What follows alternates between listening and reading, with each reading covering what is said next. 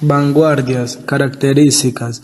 El nombre de literatura de vanguardia fue acuñado durante la Primera Guerra Mundial 1914-1918 para designar a una serie de inquietudes artísticas que se sitúan en la avanzadilla cultural del momento. El vanguardismo significó uno de los momentos de mayor unidad entre los artistas europeos que se proyectaron hacia la construcción de una nueva cultura y por tanto de una nueva sociedad. Pero el vanguardismo no fue ni mucho menos una tendencia unitaria, sino que estuvo formado por una gran cantidad de movimientos, cada uno de ellos con peculiaridades, intenciones y técnicas propias. Lo que tuvieron en común fue el deseo de crear un arte radicalmente nuevo y rompiese definitivamente con el realismo. Pueden señalarse, eso sí, algunas características generales comunes a los diferentes movimientos de la vanguardia. Internacionalismo. Frente al nacionalismo de la literatura anterior, preocupada por la problemática social de cada país, los artistas de vanguardia se consideraron ciudadanos del mundo del arte, se entiende, y preocupados por cuestiones universales más que particulares. Antitradicionalismo. Desprecian todo lo heredado de periodos anteriores, tanto en lo referente a temas como a formas de expresión. De esta postura derivan algunos otros caracteres. Renuncian por principio a toda ilusión de realidad. Intentarán expresar su visión de la misma mediante la deliberada deformación de los objetos naturales. Su relación con la naturaleza se basará en la limitación, sino en violación de la misma. Son movimientos de choque que no aspiran a permanecer mucho tiempo, sino al continuo cambio. Algunos apenas llegaron a durar unas horas. Buscan la originalidad, la individualidad, la diferencia, la novedad. Abren caminos nuevos, de ahí el término vanguardia, en un arte intelectual minoritario y dirigido solamente a aquellos que son capaces de comprenderlo. Es un arte fiel a su época y por eso refleja el espíritu de su tiempo, las máquinas, el progreso y la técnica, las diversiones, el deporte, el humor, pero también refleja los aspectos más negativos de la sociedad moderna. Es un arte fundamentalmente feo, el primero en acentuar de forma general lo grotesco en nuestra cultura occidental. Contexto histórico.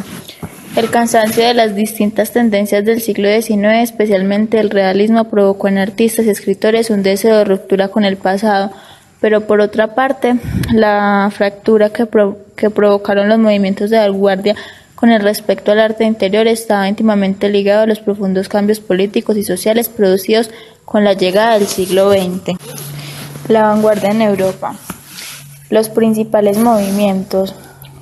Los movimientos de la vanguardia fueron fundamentalmente europeos y buena parte de ellos, mayoría tuvieron raíz francesa, en la medida de sus pautas se marcaron desde París, que ya había sido el lugar de origen de anteriores tendencias de carácter renovador como el simbolismo y el imperialismo y el modernismo.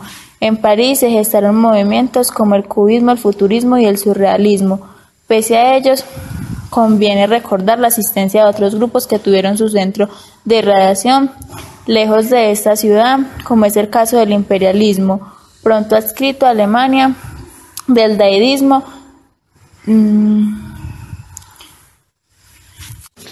sin olvidar otros movimientos más exóticos como el entrendismo mexicano o el vibracionismo, variante futurista del desarrollo uruguayo.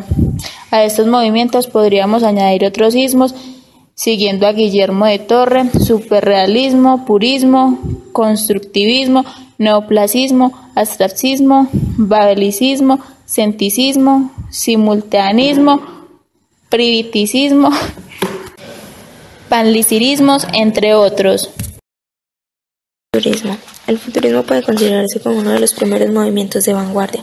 Comenzó en 1909, año en que su fundador, el italiano Marinetti, publicó en París el primer manifiesto definiendo el movimiento y destacan los siguientes rasgos.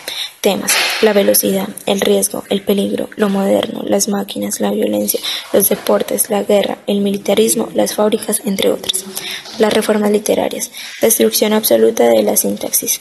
Situación de los signos de puntuación por signos matemáticos y musicales. La subversión del yo.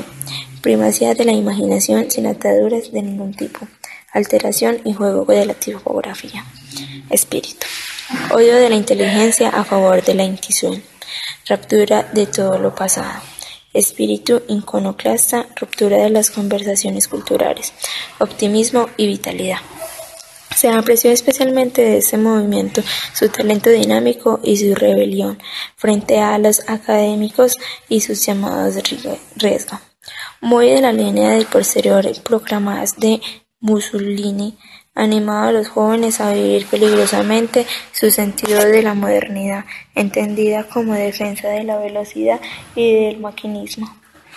Su visión de horizontes y de infinitos, su defensa de lo instintivo y de la invención, la utilizaron del humor y sus ataques, en fin, a la moralidad imperante y a todas las cobardías. Cubismo. El cubismo en las artes plásticas surgió en torno de 1907 con los pintores como Picasso.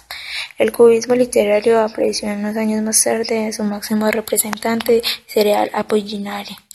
Como rasgos característicos de este movimiento pueden citarse descomposición de realidad y su observación desde diferentes perspectivas, integración de diferentes artes, esto explicará el género literario del caligrama, pretensión de crear obras en el arte de vida propia independientemente de su parecido con la realidad, eliminación de lo anécdoto y descriptivo. Fragmentismo. El poema suele ser convertido en una sucesión de emociones, ideas y anécdotas. Espontaneidad. Se niega la elaboración formal procederán de la obra de arte y se busca lo ilógico. Se huye a lo intelectualismo y los temas tratados serán los propios del mundo del moderno, en sus aspectos positivos y negativos. El poeta se ocupará de todo aquello que era su sensibilidad.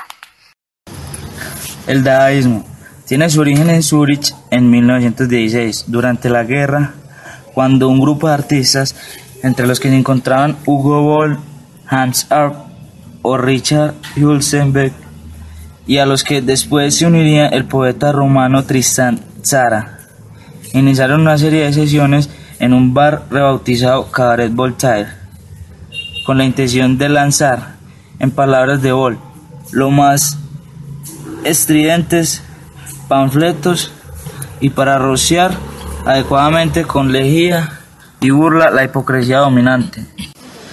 Dada pretendía ser diferente, no conformar un movimiento más. Los dadaístas querían acabar con el arte, bueno o lo malo, y con la noción misma de la literatura.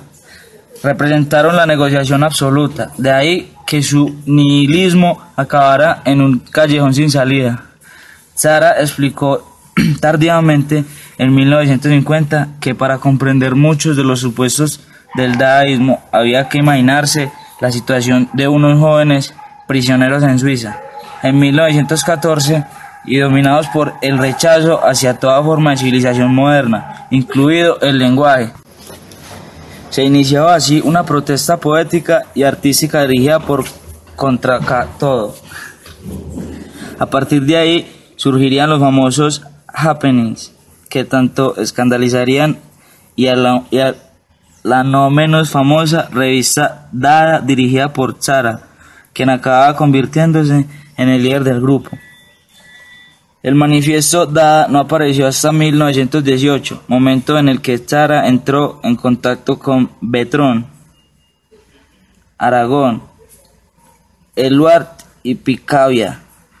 La categorización de Tzara fue en estos términos: protesta con los puños de nuestro ser, Dada, abolición de la lógica, danza de lo impotente, para crear, Dada, chillidos de los colores crispados, entrelazamiento de las contradicciones grotescas y de las inconsecuencias, la vida. De Dada surgirían elementos utilizados después por los surrealistas, como el gusto por la sorpresa y el escándalo, insultos, violencia, agresión, histrionismo, humor y el afán experimental, que a su vez producía el futurismo. Tzara dijo que el futurismo había muerto de Dada. Se ha señalado que en este movimiento contenía más actividades que obras y que éstas formaban parte del espectáculo.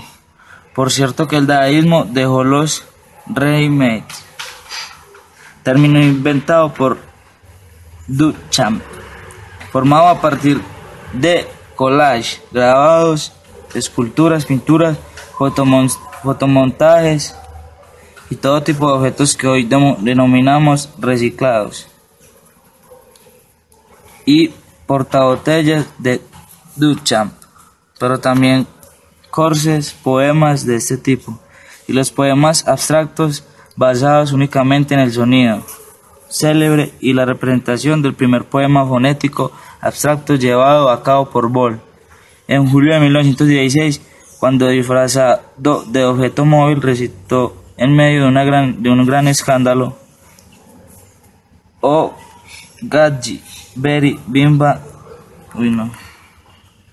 A ello se añade toda suerte de recursos tipográficos, caligráficos, mezcla de tintas. Expresionismo. Los representantes de este movimiento prefirieron hablar más de la postura vital que de una corriente entendida como tal. En todo caso, el expresionismo se identificó frecuentemente con anticonformismo y sus exponentes fueron vistos como iconoclastas. El movimiento tendría sus momentos estelares durante la segunda década del siglo e inicios de la tercera. El expresionismo no abstrae geométricamente las formas como el cubismo, ni en la manifestación situada entre el sueño y la vida, como el surrealismo. El expresionismo, basándose en la intuición depura, intensifica e interpreta la realidad. Para todo ello, la literatura expresionista se sirvió de recursos como el flujo de conciencia, que sin estar especialmente ligado a ese movimiento lo caracterizó en buena medida. El uso de un lenguaje desgarrado, la presencia constante de la muerte, la violencia.